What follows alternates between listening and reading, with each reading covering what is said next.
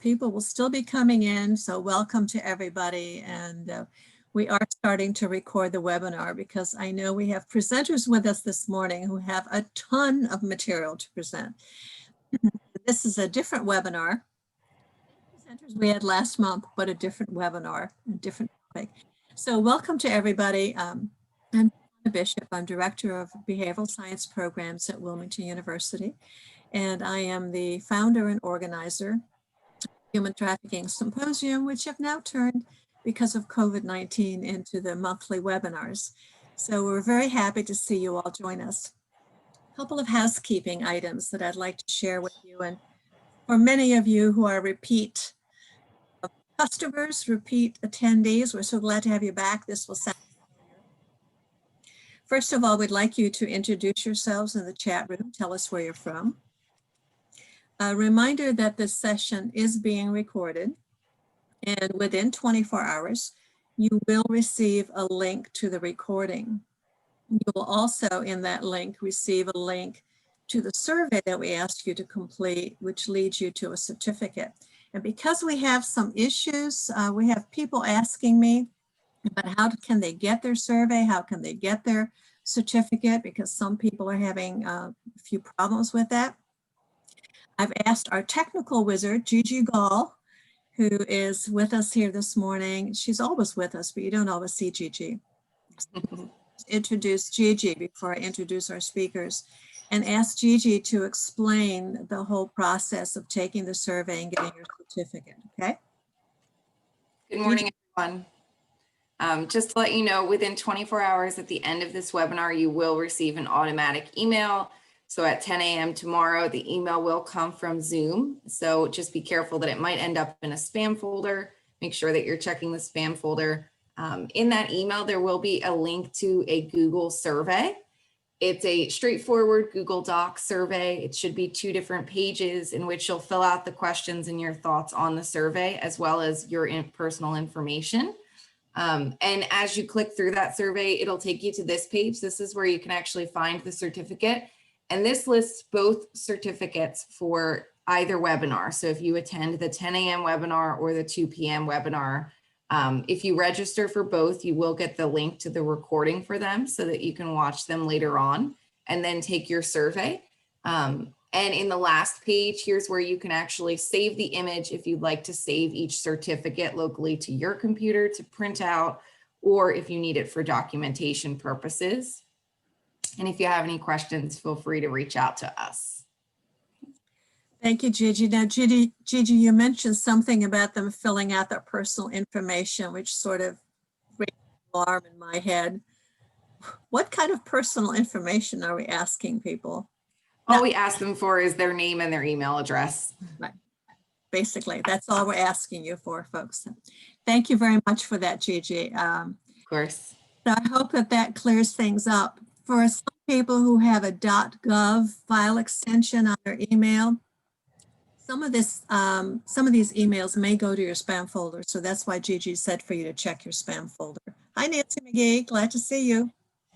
So with that being said, I'm going to turn it over and introduce our presenters this morning. And I'm not going to say much about them and let them introduce themselves because their bios are way too impressive. But we have with us Leslie Orloff, who is the director of the National Immigrant Women's Advocacy Project at American University's Washington College of Law. And Leslie has been a longtime advocate for laws, policies, and practices that enhance the legal options for immigrant women and immigrant victims of domestic violence. In addition to Leslie, we have Family Court Commissioner Loretta Young, who's with us this morning and works in tandem. She and Leslie work together on all of these policies for domestic violence and immigrant women. So I'm going to let them do the rest of the talking from here on out and have them tell you more about their own credentials so that you can see that we are very, very fortunate to have Leslie and Loretta here this morning on this very special topic. So thank you. Leslie? Yes, my name is Leslie Orloff. I direct the program, the National Immigrant Women's Advocacy Program. We call it NEWAP. at American University Washington College of Law. I have been working with immigrant victims of domestic violence for 38 years. I founded the domestic violence program at a place called IUTA in Washington, DC, and then ended up being in a position to work with then Senator Biden on writing the immigration provisions of the Violence Against Women Act, the T visa, the U visa, many of the provisions that we're talking about today. I was one of the lead lobbyists working on those pieces of legislation. And so now I do a lot of training nationally for all kinds of police, prosecutors, judges, victim advocates, and attorneys. And we develop tools so that people can actually use these laws in their communities to help survivors. Commissioner Young? Yes, I'm Loretta Young. I'm from Family Court. I've been in Family Court for over 20 years. The types of calendars that I am assigned to: special immigrant juvenile status, guardianships, mental health court, protection from abuse. I regularly see trafficking, immigration, and domestic violence, or a combination of all three in these cases. I have extensive experience in the subject matter of trafficking, DV, and immigration through policy, practice, and training. Leslie, could you just tell them about the judges training commission or committee that Sure. you're working on? Sure. So for the last, I guess it's about 7 years, we've been working with judges across the country to provide training and technical assistance and on issues where there's an intersection between kind of family law and immigration. And we have launched a judicial training network where commissioners and judges like Commissioner Young are mentoring or basically serving as resources for other judges around the country when they have questions around human trafficking cases, domestic violence and immigrant victims cases. And we're in the process of working with the National Council of Juvenile and Family Court Judges to essentially launch so if any of you are judges on the call or you work in courts on the call, we're going to have a series of webinars that occur in 2021, and essentially a series of monthly convenings where judges can talk to judges learn from other judges about these issues.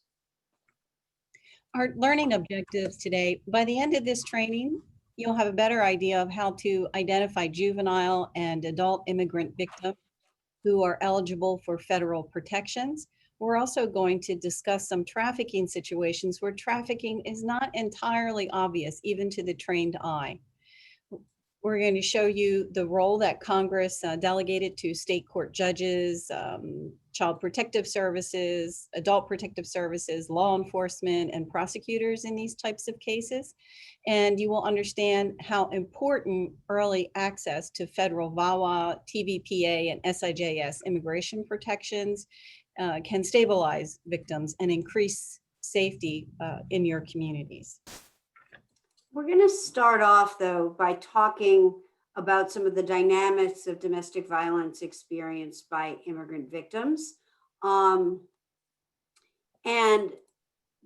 essentially what's important to understand is that among abuse, in domestic violence cases, the power and control over immigration status is a huge issue that is used in over 70% of the cases. And this is data we took to Congress in 1994 when the Violence Against Women Act immigration provisions were created.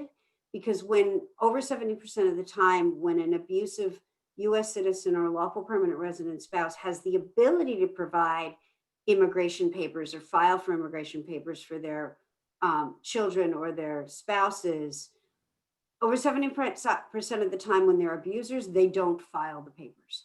And we've seen this nationally. And it's really important to understand, and that when the abuser is a US citizen, the rate of abuse in those families, so US citizens married to foreign-born women, reaches almost 60%, which is 3 times the national average. What's also important to understand, and when I was practicing law years before this survey was done, I actually really thought what we saw, this immigration-related abuse, power and control, was happening equally in physically and sexually abusive relationships as emotionally abusive relationships. But what we found was that this immigration-related abuse was like in the old days of the cut telephone cord, when you'd call the police for help and they'd show up and the cord was cut. It was a predictor of escalation of abuse and corroborating evidence that physical and sexual abuse was likely to be occurring in the relationship. The other thing that's important to note as we talk about this, and we're going to be spending a lot of time really, when you finish this webinar today, you'll have a clearer picture of why and how identifying trafficking in domestic violence relationship, intimate partner violence relationships, domestic violence marriages and families is really important, because trafficking victims have greater access to immigration relief. They get faster work authorization, better protection from deportation, etc. And the reason it's so important is that domestic violence perpetrators, human traffickers, other offenders who target immigrant victims are also actively involved in trying to get their victims removed from the United States if they suspect they might be trying to seek a protection order or trying to seek help from the courts, or et cetera. So it's really important to understand that perpetrators are actively out there trying to get victims removed so that they themselves, the perpetrators, essentially become immune from prosecution. And to deal with that issue, the Department of Homeland Security has set up a computer system where they essentially log and red flag the cases of immigrant survivors. So the VAWA self-petitions, the T visas and the U visas get flagged so that immigration enforcement officials don't get tricked by perpetrators to go after their victims. It's an attempt to try to prevent that. But this system only works effectively once the victim files for immigration relief. So the sooner we can identify victims, get them to help them file immigration cases, the better they are in terms of protecting them from this ongoing immigration-related abuse. And when we look at what Congress was trying to accomplish in the Violence Against Women Act immigration provisions and in the Trafficking Victims Protection Act, they were looking at victim protection, improving the community policing, improving the relationships between police and prosecutors and the communities they serve, the immigrant communities they serve, increasing the prosecution and the effectiveness of prosecution of perpetrators, allowing victims to come forward and report crimes. And what we see again in the social science research we've done is there's about a 40% increase in immigrant victims continuing to call the police and report crimes after they've filed their VAWA-T or U-Visa immigration applications. And we also know that victims begin to use the family courts more. They come and get protection orders, divorce and custody, things like that, that they may have been reticent to do before they filed their immigration case. So immigration relief is available to many immigrant victims. And these are the types of crimes on the next slide. If your victim is experiencing these types of crimes, they are eligible for relief. We, on the next slide, we provided you with a shield. So this is an interactive shield. It's not interactive on this PowerPoint, but when you go to that web page and open it up, it will be. So as you see, the shield is divided into different sections. Those are the different types of relief. When you click on them, this is a really great guide. It will tell you who's eligible. It will tell you, it'll direct you to the website. You can download the forms off of here. So this is a great resource for you to use later. And it connects to the Department of Homeland Security's website. So that's where it takes you. So you get the most current explanation of the relief, and it's the best place to find the most recent forms. So what I'm going to do,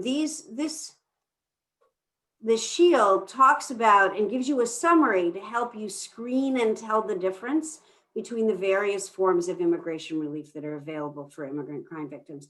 I'm going to go over briefly what those are and give you some idea of how.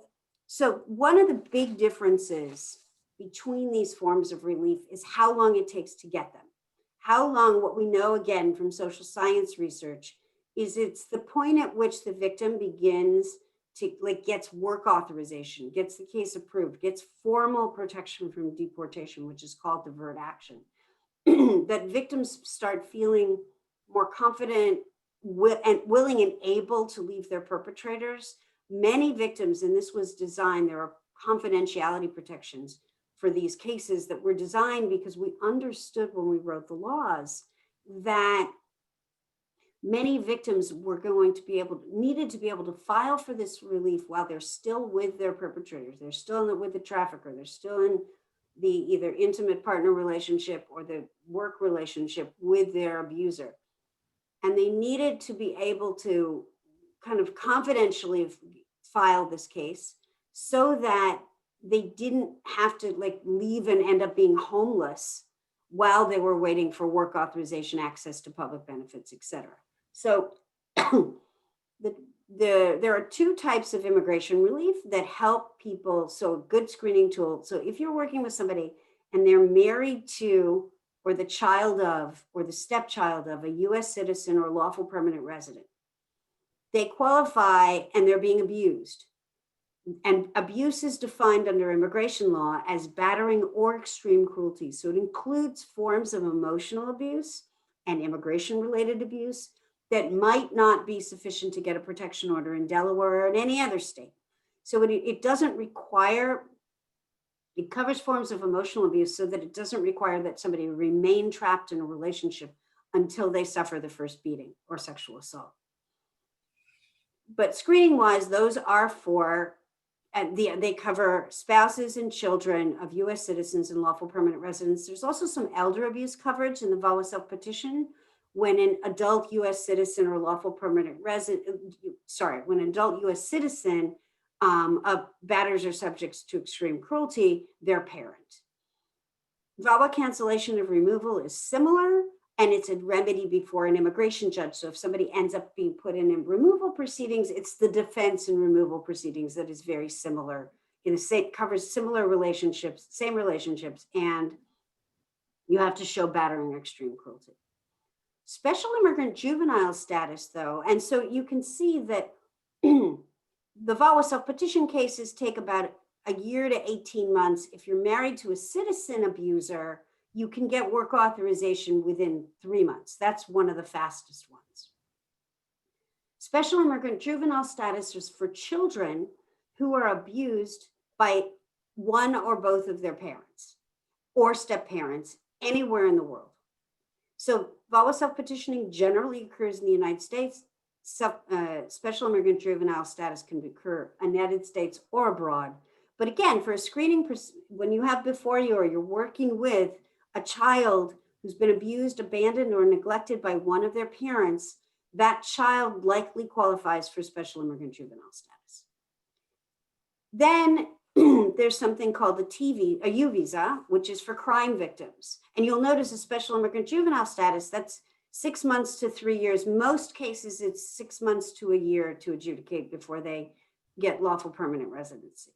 U visas take the longest. It's the slowest process. There's current backlogs in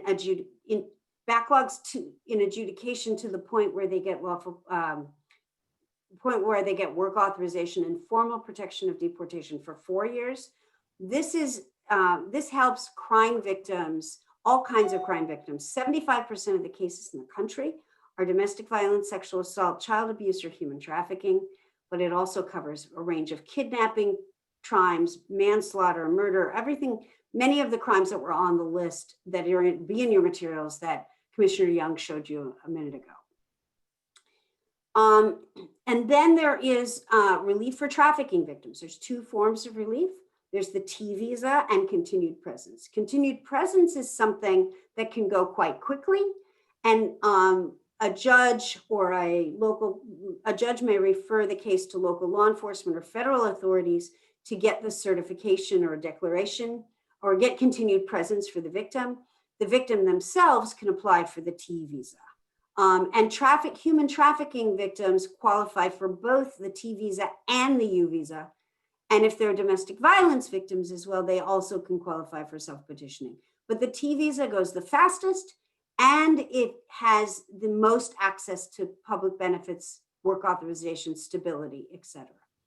And then the final group is you probably may see some of these in Delaware as well. There are people who work for international organizations, diplomats, work visa holders, people who might be at a university and be teaching. If they abuse their spouses, those spouses have access to work authorization for the abused spouse that's through VAWA as well. So we just talked about different types of relief and wait time. Leslie, can you explain how immigrant survivors' eligibility for benefits would differ by the type of relief? Yes, absolutely. So what happens is on that, if we go back a second to the prior slide, in terms of public benefits, the people that get the most access to federal and state public benefits are the trafficking victims, both T visas and continued presence. The second most access, I guess you could say, or the second quickest access and broadest access are VAWA self-petitioners. These three categories, the battered spouse waiver, the VAWA self-petition and cancellation. Then special immigrant juvenile status children have to wait for many benefits until they get lawful permanent residency. So that can take a bit of time, or a year or so or longer. And then U visa victims don't get many benefits until they don't even get subsidized health care until they get work authorization. And that's 4 to 6 years after filing. So there's a huge difference in terms of access to benefits and services for victims.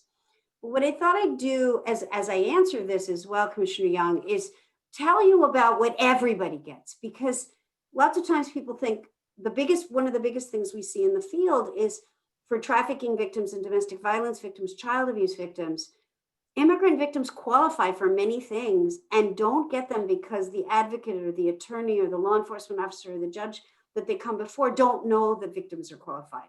So the next two slides really talk about what immigrant victims get without regard to immigration status, which is basically kind of publicly available services, the courts, the police, ambulance, fire, sanitation.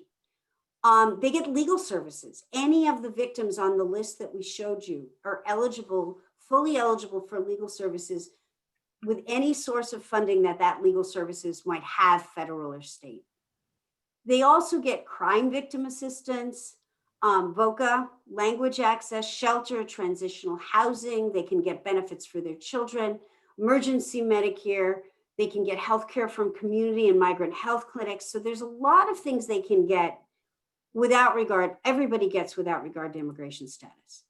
As people begin to file for the VAWA self-petition, the T visa, the U visa, they begin, or VAWA self-petition and T visa in particular, they become what's called qualified immigrants, which are immigrants eligible for state and federal public benefits.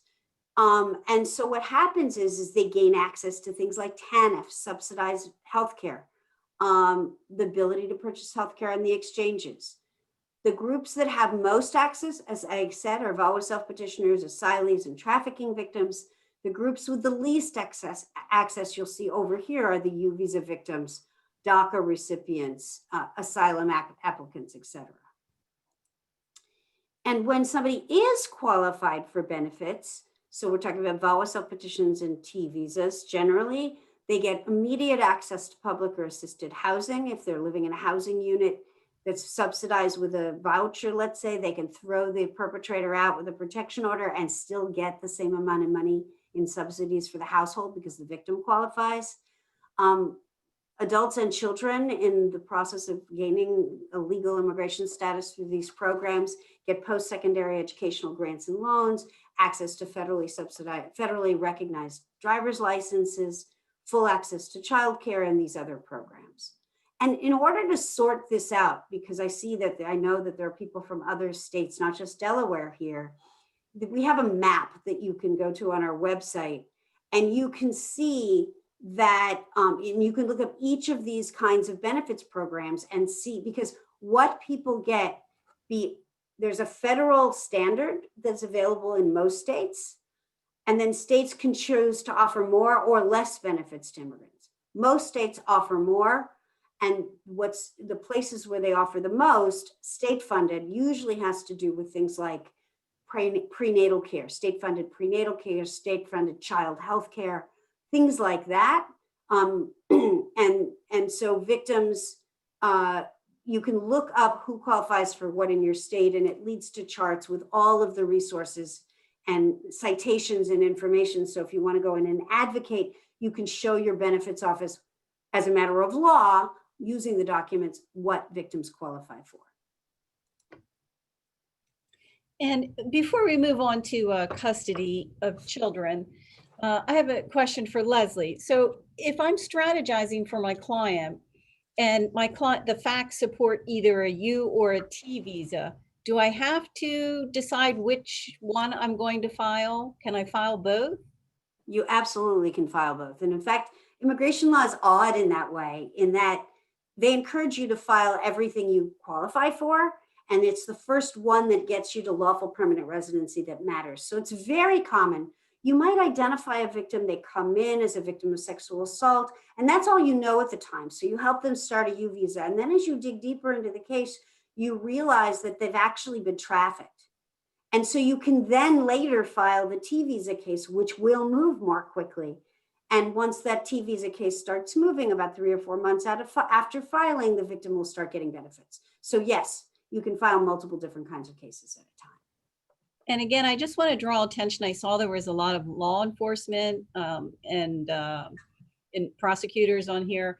If you want to stabilize your victim to make sure that they're there for the prosecution for a trial so that you can get your hooks in the trafficker, you need to stabilize them. So it's really important to do this early on. If you don't, and we know this in Delaware, if you don't stabilize your victim in some of these cases, they disappear. So they'll go back to New York, start working at the agency for somebody else, gone. When you go to prosecute, you don't have a victim. Okay, let's take a look at custody in immigrant families. So we know that when you protect immigrant mothers, it protects the children. And you see that when immigrant victims receive help, including immigration relief, that child abuse drops significantly from 77 to 23%. Children of help seekers are 20% less likely to have the abuser threaten them, and 1/3 are less likely to have the abuser threaten to take them away from the mother. So a lot of times we hear custody cases and there's always the red herring. Somebody throws the red herring out on the deck. Well, so when we're deciding custody cases and guardianship, every state has a state statute that governs. So our best interest test in Delaware is at 13 Del Code 722. It's a 7-pronged test, and it doesn't include somebody's not a citizen. That's not in there. So it's, immigration status is relevant to custody, but it's not relevant to deciding the meat of the matter. Who's the core primary caretaker? Who has the better parenting skills? What is in the best interest of the children? And regarding custody awards to non-abusive parents. So there's a presumption that abusive parents should not have custody of their children. Here are some of the examples of the red herrings that you hear in a custody hearing. They're going to be deported. So you should give the child to me. But the fact is that, as you can see, DHS policies prevent the removal of parents who are crime victims. We hear all the time, parents going to flee the US with the child. But the facts are US citizens and lawful permanent residents are more likely to flee when there have been when there have been threats of kidnapping children, when they're dual nationals, when they travel freely to and from the United States. Parent has no livelihood. As you can see, there's the facts. Another myth, the legally present parent, I have to have custody in order to file for benefits for my child. And the fact is that custody does not affect the parent's ability to file or gain immigration benefits for the children.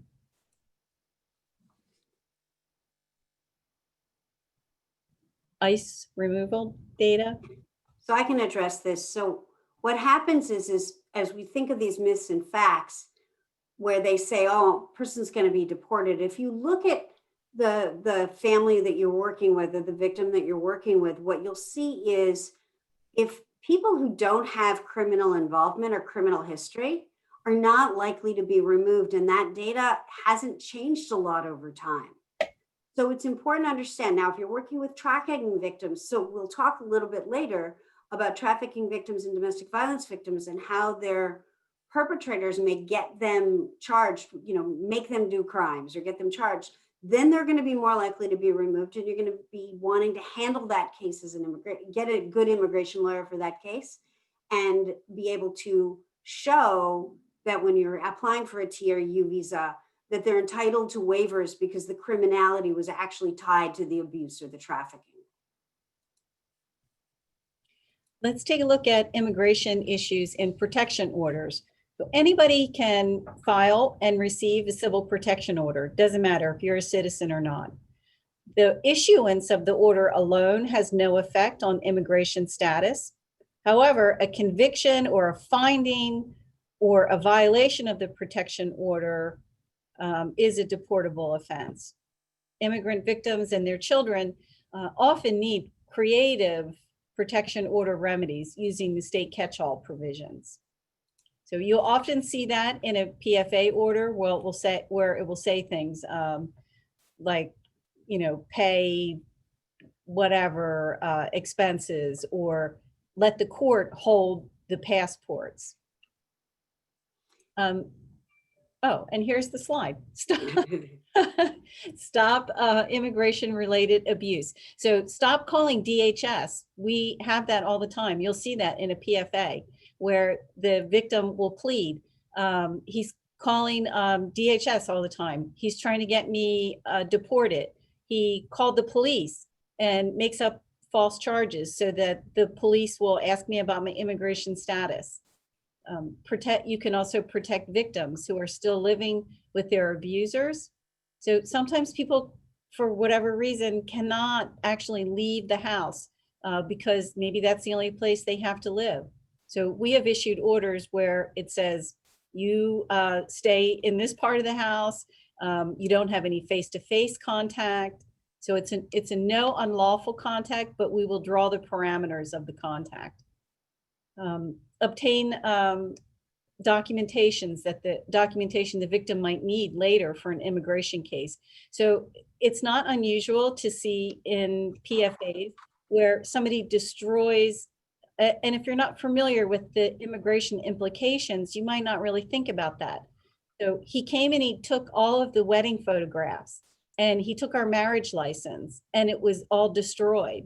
Well, he destroyed it because that was what she needed for an immigration case. Do things to deter parental kidnapping. As I said, hold the passport. Order child or spousal support. Order the perpetrator to continue to provide health insurance. So Commissioner Young, before I ask you the next question, there's one in the chat and they basically, I mentioned earlier that you could have the perpetrator removed from the family home as part of a protection order. And the question is, they say it's a little misleading to have the perpetrator kind of thrown out because it's up to the judge's discretion. How common is it to have an order basically ordering the perpetrator to leave the family home as part of a protection order? That happens in about 90% of the cases. In a high number of cases, the perpetrator is ordered to leave the home and to continue to maintain the home. even if the perpetrator holds the deed to the home. And what kinds of economic relief can an immigrant receive from family court? So we can order spousal support, we can order child support, and these are temporary orders that only, the stay away order may last for, depending, if it meets the statutory requirements, it could be 2 years, 5 years, more. It could be a lifetime order, but the economic relief will only be for a year. So it could be spousal support, child support, pay the health insurance, pay the mortgage or rent. And that becomes super important when we go back to thinking about immigrant victims of domestic violence or human trafficking, where they don't get legal work off while they're waiting for their legal work authorization. These kinds of family court relief can be super, super important to victims. So now we're going to turn over and really dig for the rest of this time we have today together more deeply into trafficking and what it looks like and how you see it in family court cases. So here are some pretty shocking statistics about familial trafficking. 2 in 5 trafficking cases reported annually to the feds involved child sex trafficking. Over 62.7 of sex trafficked children, the trafficker is a family member. So the trafficker is a parent, grandparent, aunt, uncle, cousin. And 45.8%, it's the parent or guardian. 65% of sex trafficked children come from unstable homes or compromised parenting, which is not surprising. Almost 20% have a history of child abuse or neglect, also not surprising. Up to 34% of sex trafficked children are trafficked by an intimate partner. Here's the hotline data from 2019. 82% female, 12 male. Gender minority, 6%. Most are adults, 73%. Lawful permanent residents or citizens, 43%. Immigrants, 57%. Types of trafficking, majority sex trafficking. Labor or sex and labor trafficking, 16%. I think the labor is probably higher, but we don't see it. Labor is the most, for sure, most underreported, and you'll see kind of why and what looks like labor, some of kinds of labor trafficking that are way underreported we're going to be talking about here. So what's important is that if the reason it's important to identify trafficking victims is this quick access, identifying them and beginning the process of filing for continued presence, a T visa, VAWA self-petition, SIJS, or U visa, is going to give people quicker access to those immigration protections because it's first in, first out. There are lines for these, so you want to get in line essentially. It gets them on a path to work authorization, a federally recognized ID. And if we just look at Delaware as an example, which I know many of you are from Delaware, others are from other states, and you can look up what your states offer on the map I showed you earlier, that in Delaware, it gives greater access for like T visa victims and VAWA self-petitioners get access, T visa victims get access to TANF, SSI, public and assisted housing fairly quickly after filing. Trafficking victims will get adult subsidized child care, which removes, so the difference between a T visa and a U visa victim, if they only apply for you, they have to wait 4 to 6 years for adults to be able to buy or get subsidized healthcare on the exchange. If they're a T visa victim, they get it within 3 months. Food stamps, again, adults don't get food stamps if they're T visas or U visas or VAWA self-petition. There's like a 15-year wait for food stamps for U visas. Trafficking victims, food stamps for adults, they get immediately. So that gives you an example of how it works. Traffickers show up in the courts in all kinds of cases. So we will see them in civil cases, truancy, and protection orders. And we're going to give you some examples. even in child support, for sure in guardianships. In criminal cases, you see them in very minor violations.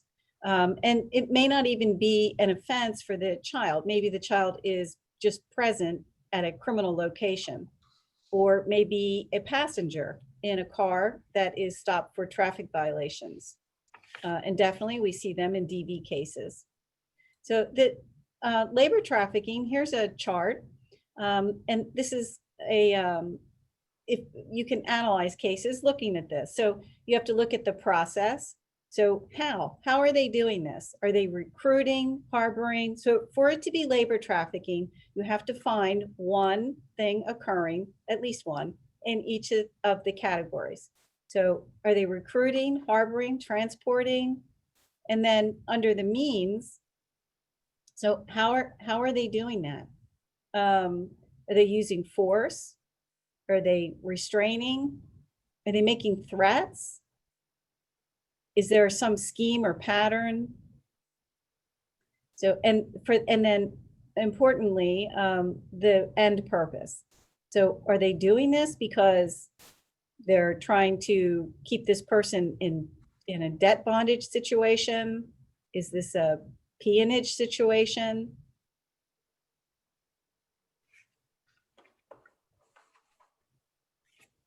The next slide is sex trafficking. So this is the same type of analysis. You use the 3-prong chart, find one of the acts.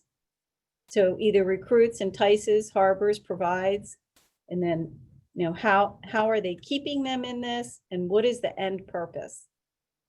And what's important to this on the sex trafficking front, actually on both the sex trafficking and the labor trafficking front, is this force, fraud, or coercion. You don't have to prove if it's for a child who's under the age of 18. So there's an exception there. So what is a commercial sex act? What qualifies as that? And I think this is very important. I think that we are missing some trafficking cases because we are always looking for, so there must be a third party. So somebody's taking somebody and providing to a third party, but it's really any sexual act for which something of value is given or received. And it could be something as simple as shelter, clothing, food, drugs, or money. So have you seen examples of human trafficking occurring in domestic violence or child abuse cases that you have experienced? So we all saw how well you typed in the chat box. So please type in the chat box some examples, like an example of something that you saw in a case that you think was human trafficking. I'll give you a second to do that.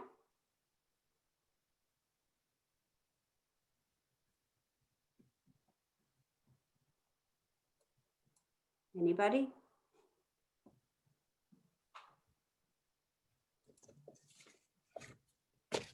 While we're waiting for them to type, I'm going to tell you about, so after the webinar, one of the things we're going to do, if you could, good, you're starting to type, I'm going to tell you about materials and things like that as you're typing in. So at the end of the webinar, we're going to send you a link to a materials page, and we're also going to send you a story, a real life story of a case that we collected. We collected this story as part of the original Violence Against Women Act in '94. And it's very powerful reading this because back then we didn't even have the words for trafficking. We weren't thinking in terms of trafficking. This was a domestic violence case, but it really is filled with human trafficking, which is why we're sharing this story with you. So as we get to the examples of trafficking, you're talking about transporting a child over a state line, people coming to the US from another country and they're sexually abused in the US, or in the US, they get food and housing, but then they're kind of trapped in a sexually abusive situation. You have runaways being permitted to stay at somebody's home in exchange for sex acts. use of drugs by an abuser as a means to control the victim. You see it also in domestic violence. A foster care child being trafficked, yes. Child prostitution ring, runaway teens, Yes. offered shelter for sex, forced to take care of a landlord's friend, exactly. Mhm. And this issue about guardians and foster children, I think is really important. There's no question, just like there have been in the international matchmaking context, people that may bring in spouses from other countries, and you see people doing it serially, bringing in serial spouses, that is actually, it can be human trafficking. Similarly, we see people adopting children, and that happens. Threaten to hurt somebody they love in the home country. Good examples. So what we're going to do now is we're going to take apart this 3-factor test, but we're first going to start with kind of 3 different examples of this intersection between domestic violence and trafficking, and how trafficking can show up in families. We're going to start with a case in which there's divorce proceedings before the family court that include a dispute over a child who is foreign born. The husband's a US citizen. The victim works for the family business owned by her husband's family.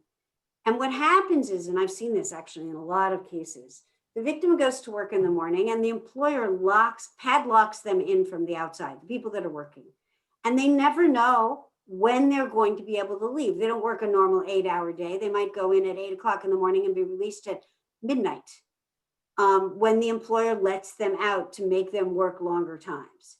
And so the wife, in this case, arrives at home at different times, and the husband thinks she's arriving at home at different times, not because she's trafficked or been locked in the employer and couldn't leave. He doesn't believe that. He thinks she's fooling around. And so, and she was sexually assaulted by the foreman and forced to work without pay. So here you have the locking the employees into the household. If you go back to the slide that Commissioner Young showed me, that's obtaining work. That's obtaining somebody's labor, which is part of both the process, and the forced work is the trafficking, is the means. You also have trafficking here where somebody force them to work and not pay them, is another typical thing about trafficking. Now, whether the sexual assault by the foreman in the workplace is trafficking or it's just sexual assault would depend. But if with these facts about locking them into the workplace, or sometimes you see them taking passports, is what makes this more likely. There's different elements of trafficking in this story, and that's kind of what they look like. Commissioner Young? So here are some examples of trafficking in family court. These are actual cases. So I had a protection order, and the initial petition that came in, it seemed pretty ordinary. It was a lady saying, it was horrific, but ordinary. So when I come home from work, my husband takes my purse, he takes the money out. He, complains when I don't work enough. He says I'm being lazy. Just really looking at her, at monetizing her. It looked like that's how he looked at her. She's a cash cow. He's going to send her out, get money, bring this, bring me money. She was a foreign national married to a US citizen with 1 American-born child.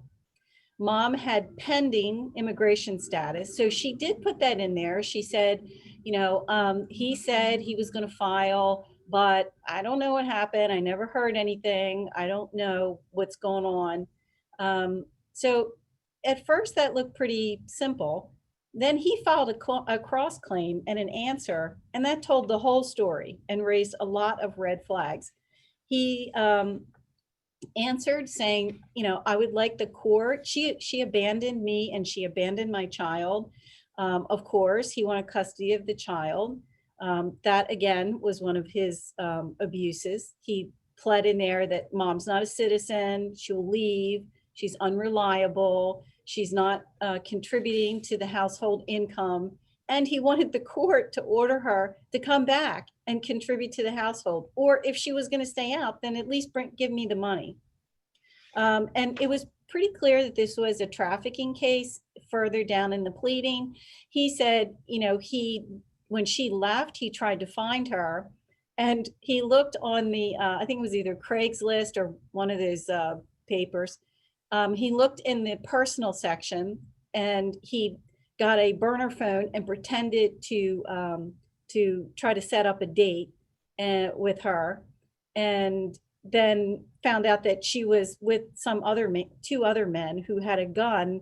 And when he tried to bring her home, they came out and told him to go away, that she was with them now. So this was clearly a victim being transferred between traffickers.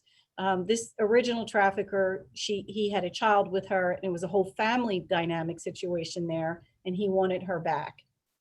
So that appeared in a PFA.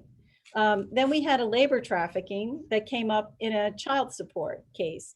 I came down to cover an arrears calendar for somebody, and I asked the guy, so, okay, why aren't you paying?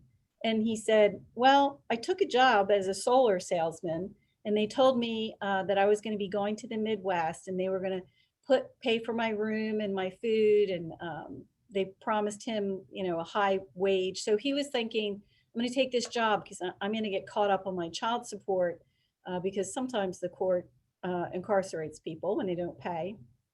But he said that they never came through with any of the promises, that he lived under horrid conditions. There was no running water. It was really hot in this, it was almost like a shack, a row of sheds that he lived in. He never got the wages that he was promised. When he tried to leave, he said they followed him and they threatened him until he actually came back. And then he finally escaped by getting to a gas station and getting a ride with someone, and returned back to Delaware. So we have another poll question for you.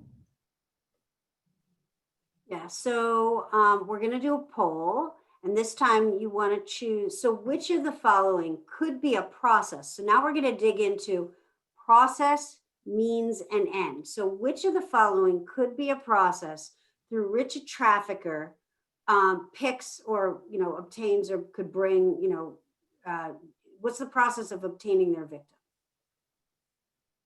We'll give you a minute or so to vote. And then I think Gigi will show us the results.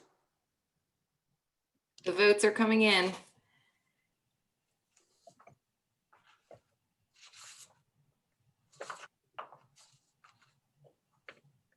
About 50% have voted now.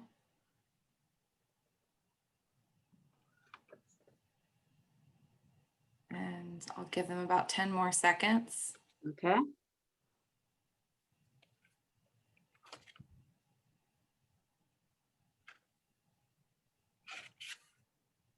Okay, and I'm closing out the poll now and sharing the results. Great. Okay.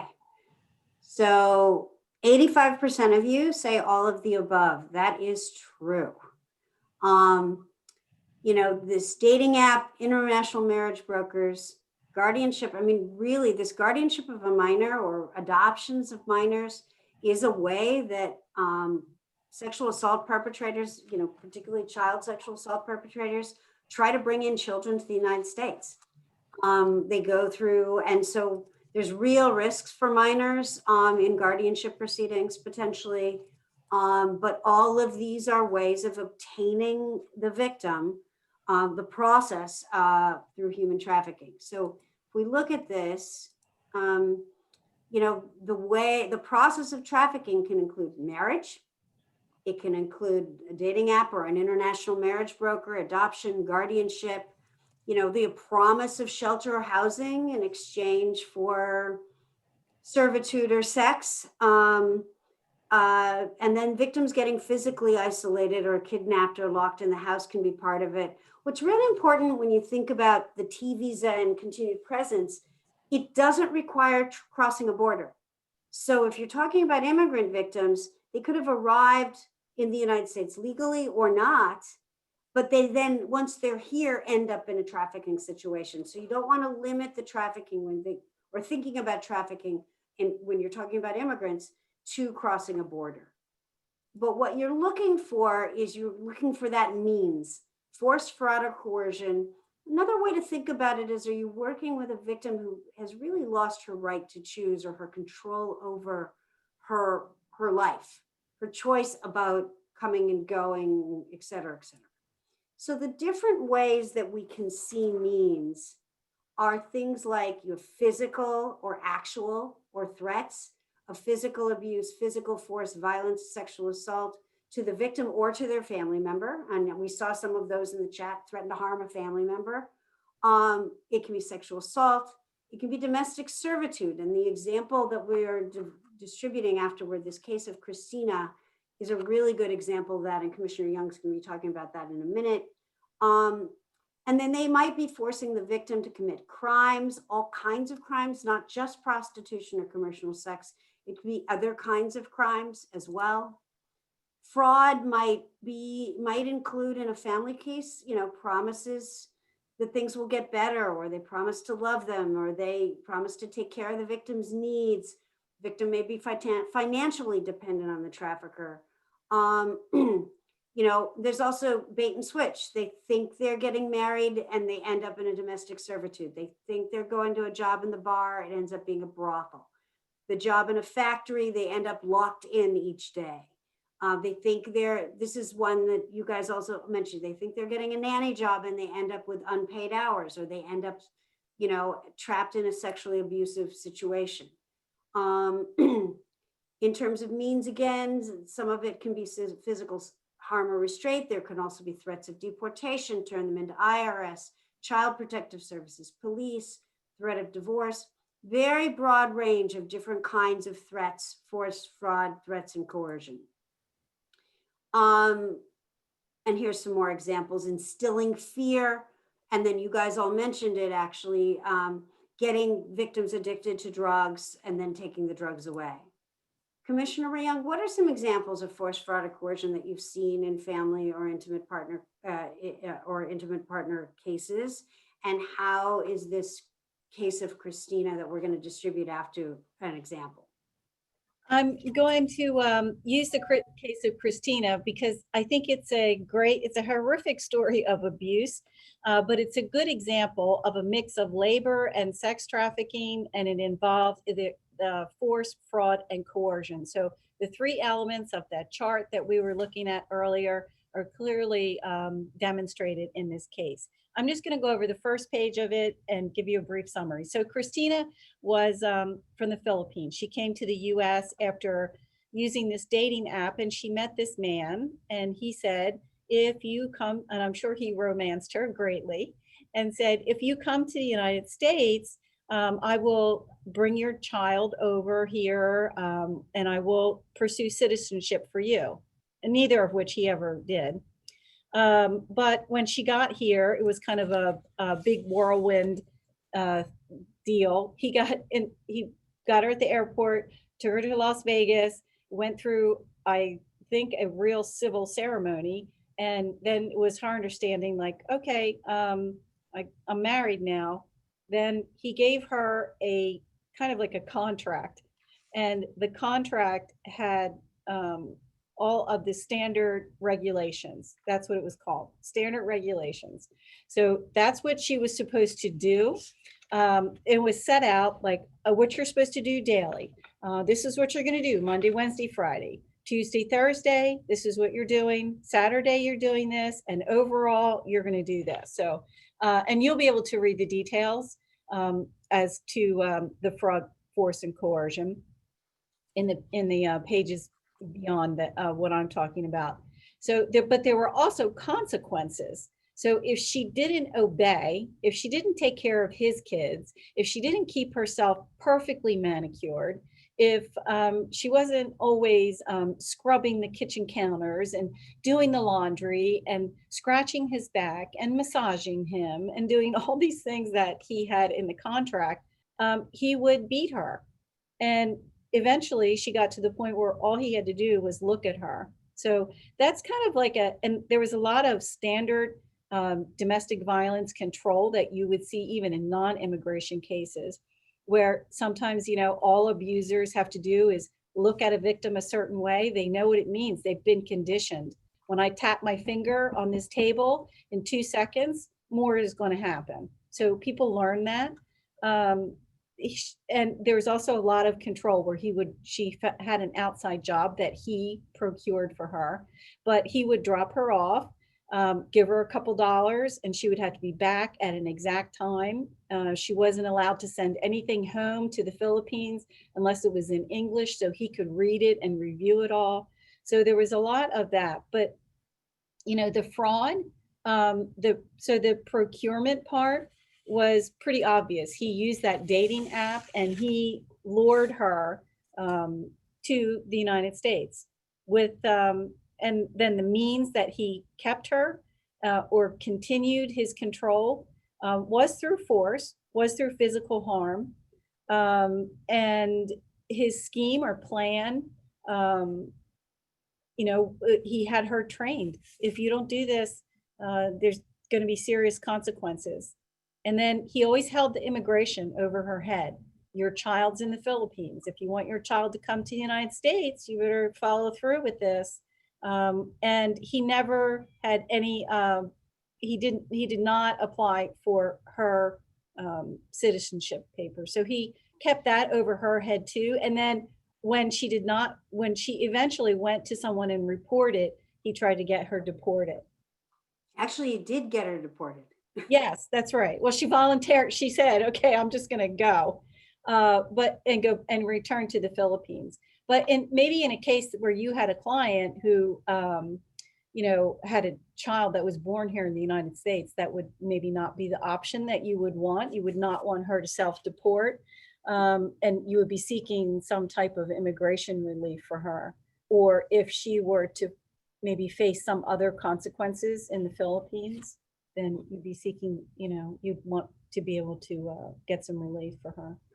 So as we conclude this, the last step of this 3-part analysis is, what is the purpose? And in this case, it was involuntary servitude for sure. There might have been some debt bondage there as we dig into that, or peonage because of the debt. I think there might have been something in that he owes her for the, I think there might have been something in the contract, or if there was something in the contract that she owes to pay for her transportation here, that's the way you can get peonage. And that some typical examples of the end in family violence cases are summarized as he forces the wife to work for his business without pay. The wife is abused if she fails to clean the house in a particular way, a certain number of hours a day. A boyfriend forces a victim to engage in sex with others that the trafficker profits from, so he collects the money. Or another one, a husband forces a victim through threats to steal, and then he takes the goods and profits from them by selling the profits. So those are all different ways that you could see trafficking in a family violence case. And our last slide is the resources. So we will send you a link here to the PowerPoint and the materials.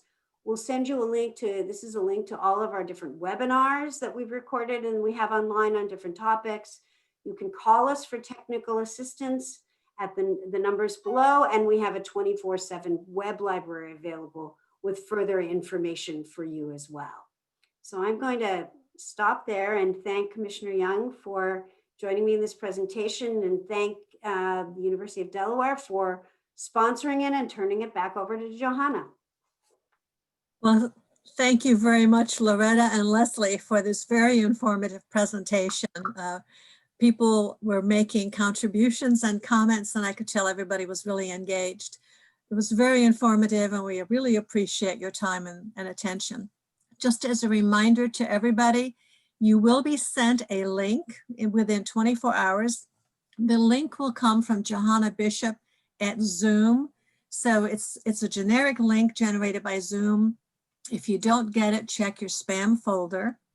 And as Gigi showed earlier, check in that link.